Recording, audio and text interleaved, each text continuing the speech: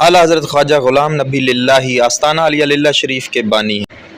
آپ کے والد کا نام مولانا قاضی حسن دین ہے۔ 1234 ہجری 1819 عیسوی میں للہ شریف ضلع جہلم میں آپ پیدا ہوئے۔ آپ کا تعلق عوان قبیلے کی شاخ سنادہ سے ہے۔ آپ نے اپنی تعلیم میں صرف و نحو کی کتب کے علاوہ کتبی شرح وقایہ اور خیالی وغیرہ اپنے والد ماجد سے پڑھی، اور اس کے بعد اوڈروال چکوال میں حافظ محمد سردار احمد کے پاس معقولات کی کتابیں پڑھیں۔ اس کے بعد علامۃ الاثر مولانا محمد حسن المعروف حافظ دراز سے پشاور میں تحصیل و تکمیل کی۔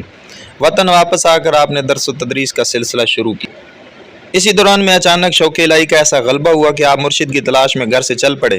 اتفاقاً شاہپور میں مولانا خواجہ غلام محی الدین قصوری دائم الحضوری تشریف فرما تھے۔ استخارے کے بعد ان کے دست اقدس پر بیعت ہو گئے۔ خواجہ قصوری نے توجہ فرما کر مختصر سے عرصے میں مقامات مجددیہ طے کرائے اور خلافت سے بھی سرفراز فرمایا۔ اس نئے سلوک میں آپ نے 6 ماہ میں قرآن مجید حفظ کر کے تراویح میں بھی سنا دیا۔ حضرت خواجہ قصوری کے وصال کے بعد آپ نے للہ شریف میں خلق خدا کی اصلاح و ہدایت اور علم ظاہری و باطنی کی اشاعت شروع کی۔ آپ کی خدمت میں 70-80 طلباء حاضر رہا کرتے تھے۔ آپ علیہ الرحمہ مبتدی اور منتہی طلباء کو یکساں توجہ و التفات سے پڑھاتے تھے۔ جو کتاب بھی زیر درس ہوتی اس کے شروحات بھی سامنے رکھ لیتے اور انہیں ملاحظہ فرماتے جاتے۔ حضرت خواجہ غلام نبی للہ رحمۃ اللہ علیہ طلباء کے طعام کتب اور دیگر ضروریات کا خود خیال فرماتے۔ پہلے طلباء کے لیے گھر سے کھانا بھجواتے، بعد میں خود کھایا کرتے تھے۔ اپنے تمام مراد و وظائف پابندی اور اطمینان سے ادا کرتے۔ باقی اوقات طلباء کو درس دینے اور مریدین پر توجہ دینے میں صرف کرتے تھے۔ آپ رحمۃ اللہ علیہ کے مزاج اقدس میں کبر و غرور نام کی کوئی چیز نہ تھی، حد درجہ منکسر المزاج۔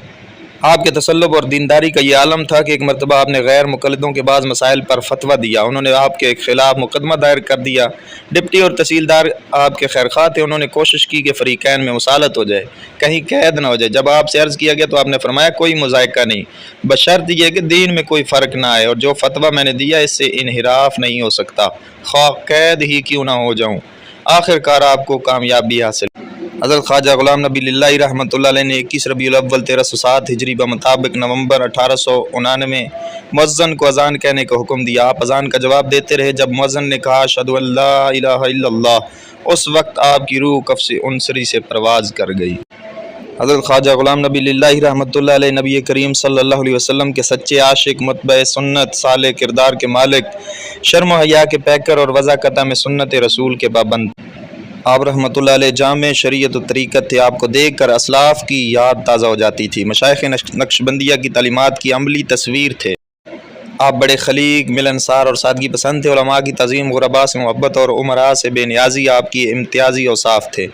تواضع انکساری کے پیکر تھے۔ متعلقین کو بھی یہی درس دیتے تھے۔ کوئی عقیدت مند خوشی اور اخلاص سے تحفہ پیش کرتا تو قبول فرما لیتے، ورنہ قیمت دیے بغیر لینا پسند نہ فرماتے۔ اتباع سنت مبارکہ کی پوری صحیح فرماتے اور متبعین کو بھی سنت مطہرہ پر عمل پیرا ہونے کی تلقین فرماتے۔ آپ رحمۃ اللہ علیہ کے نزدیک سب سے بڑی کرامت اتباع شریعت پر استقامت اور تبلیغ دین تھی۔